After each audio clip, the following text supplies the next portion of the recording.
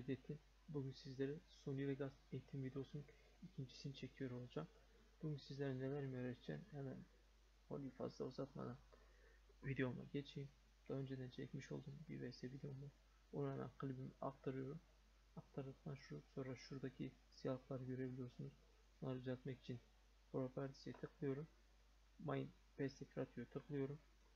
Sample Resample dedikten sonra şu yandaki siyahların gittiğini görüyorum. Fraps'a çekmiş olduğum videomda oyun içi TS'dir. O an dinlediğim müziklerle beraber kaydoluyor.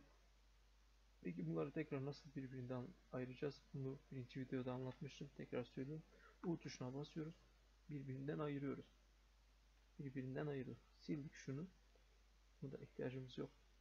Zaten örnek amaçlı göstereceğim için herhangi bir müzik koymamıza da gerek yok. Şurada böyle izleyelim. Şurada 2 vs 1 atıyorum. Şimdi bunu nasıl düzenlersek iyi olur. Ctrl C tuşuyla bunu kopyaladım. Insert track video, yani bir yeni video odası oluşturduk. Ctrl diyoruz.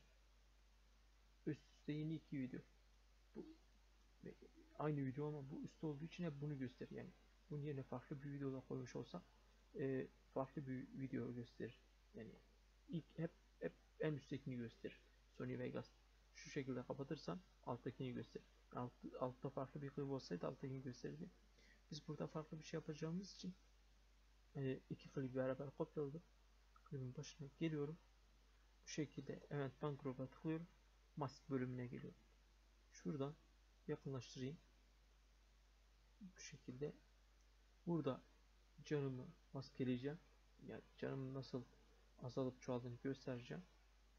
Bu şekilde maskeleyeceğiz. Bu şekilde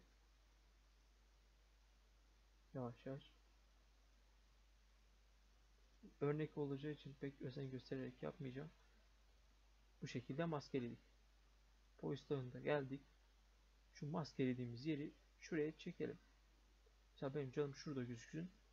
Veya biz şey yapalım. Bunu biraz daha büyütelim. Nasıl oldu ya bu? Bu şekilde örnek amaçlı. Tabii siz dilediğiniz gibi yapabilirsiniz. Bu şekilde yaptık. Heh. Heh. Bu şekilde. Sağ üstteki özür dilerim, düzeltiyorum. Sol üstteki can barını aşağı kopyalamış olduk. Yani dilersek bunu kritiktir, malistir ve hani SC'leri de gösterme amaçlı ve rakibimizin canını da yapabiliriz. Şimdi ben bunu örnek amaçlı yaptım. Misal bu şekilde yaptık, tamam mı? Bunun farklı yapı şekli de var. Şunu sileyim ben. CTRL C, bunu tekrar kopyalayayım CTRL C ile. CTRL ve diyeyim, üstteki klibi atayım. Şimdi biz ne yapalım? Buradan Koike kodlar var. Şuradan Picture in Picture. Şunu attık.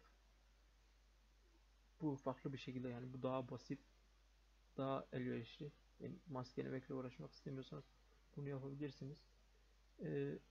Bu Flutter var. Flutter işte aradaki saydamlığı düzeltiyor. Border bu siyah şey yapıyor. Ben çoğunlukla kullanmıyorum, yani siyahlık olmasını istemiyorum. Ben biraz daha buğulaştırıyorum. Şunu şimdi kapatayım. Klibin başına gelelim. Hani niye klibin başına çekiyorum? Eğer klibin şurasında yaparsam, misal şurasında yaparsam, şuradan itibaren böyle bir saçma görüntü olur. Yani bu şekilde. Klibin en başından şu yaklaştırdığım yere kadar yavaş yavaş yaklaşır. Bunu düzeltmek için siliyoruz. Şöyle tekrar buradan alalım. Alalım buradan tekrar. Tekrar buradan alalım. Mesela buradan bir işaretçi koyduk. Bir frame ileri gittik. Yaklaştırdık bu şekilde. Gördüğünüz gibi şurada duruyor. Mesela hep orada gözüküyor aynı yerinde. Ama tam şuraya geldiği an tam şurada gözüküyor. Yani bu işaretçiyi koymaya özen gösterin. Yani oradan tam yaklaşmasını istiyorsanız. Tabi siz yavaş yavaş şuradan şuraya kadar yavaş yavaş yaklaşmasını istiyorsanız işaretçi koymanıza gerek yok. Şimdi ben klibin başına çektim şunu. Yaklaştırdım. Bu şekilde ayarlayabiliyoruz yani. Bir de bu kilidin tıklı olduğuna özen gösterip eş zamanlı çalışmamızı sağlar. Canımızı şuraya kadar getirdik. Bu şekilde. Bir de farenin tekerleğiyle burayı uzaklaştırıp yaklaştırabiliyoruz. Bu şekilde ben tam nickimin ve canımın gözükebileceği şekilde ayarlayayım. Bu şekilde ayarlayabiliyoruz. Bu şekilde örnek amaçlı alelacele bir şey yaptık. Tabi özenerek siz yapacaksınız. Tekrar şuna tıkladım. Koyu dekolteye geldim. Şuradan küçültüp büyütebiliyoruz. Şurada size şuradan bu şekilde ayarladık. Buradan bölebiliyoruz. Yani farklı bir şekillerde. Bunların ilerleyen zamanlarda daha nasıl kullanılabileceğimizi göstereceğim. Border zaten siyahlık. Feather zaten şey oluyor. Saydam gözükmesini sağlıyor.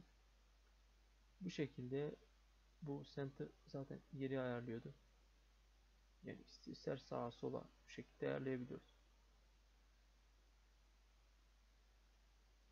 Şunu biraz çekeyim. Bu şekilde. Tabi daha kalın olmasını istiyorsanız bunu da aşağı çekebilirsiniz.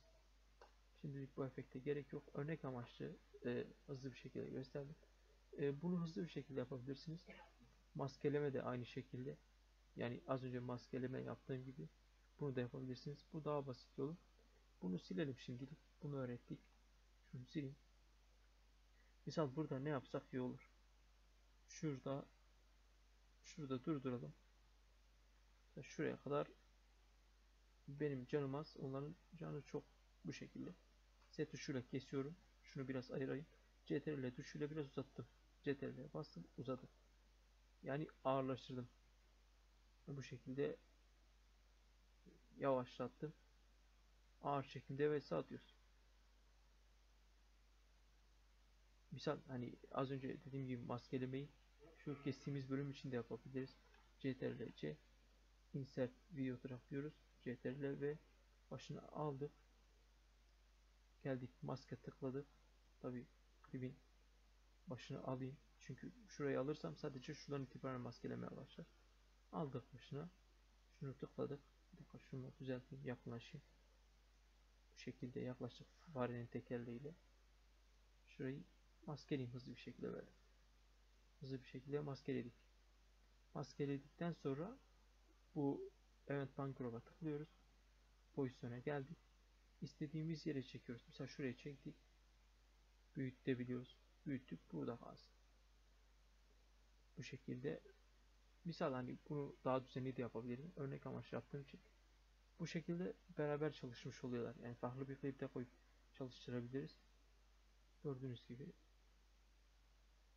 Yani yavaşlatma, hızlandırma bu şekilde. 2 vs 1. Tabi buna göre müzik de koyabilirsiniz veya caps de yapabilirsiniz. Mesela diğeri kaçtı. Diğeri kaçtıktan sonra şurada Paint Crop'a tıklıyoruz. Adam nerede kaçıyor? Tam şurada kaçıyor. Buradan itibaren ne yapıyorum ben? İşaretçi koyuyorum. Biraz ileri gidiyorum. İleri çek, yaklaştırıyorum. Biraz daha gidiyorum. Birkaç frame daha. Adam kaçıyor. Adamın kaçtığı yöne doğru yaklaştırıyorum. Adam hala kaçıyor. Ve sonra öldü. Biraz daha yaklaştırdım adama doğru. Bu şekilde. Sonra tekrar diğer adama geleyim. Büyüteyim. Birkaç frame ileri gidelim. Diğeri öldü.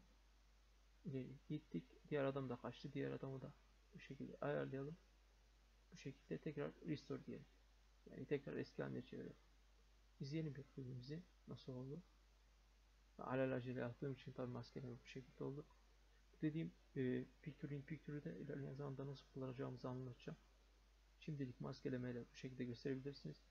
Bunu yani bu damage barını da yapabilirsiniz. Adam kestiğiniz yeri de. Ha bir de bu şekilde misal geldi. Tam şurada bitti. Tabi biz bunun hepsini de maskeleyebiliriz. Farklı bir videonun maskelemesini de yapabiliriz. Yani farklı bir misal örnek veriyorum. GTA'nın da fotoğrafını koyabiliriz. Ez zamanlı çalışmasını sağlayabiliyoruz. İster tek video dersen farklı bir tane daha koyabilirim yani. Bunların zamanla daha nasıl işe yarayacağını gösteriyor. Mesela bu şekilde yürüdü, bitti. Hızlı geçmesini de düzenlemek için şuradan şu işaretçiyle yavaş yavaş geçmesini, yani daha yumuşak bir geçiş, kapanış. Sonra hızlanıyor. Burada klip yavaş yavaş. Tam şurada hızlandı. Adam tam kaçacakken yaklaşıyor. Adam kaçtı, öldü. Ona doğru yaklaştı. Sonra tekrar diğer adam kaçtığı için ona da yaklaşıyor. Tekrar düzelttim. Tamam. Bu şekilde. Yani yaklaştırma, maskeleme muhabbeti bu. Diğer videoda görüşmek üzere. Kanalıma abone olmayı unutmayın. İzlediğiniz için tekrar teşekkür ederim.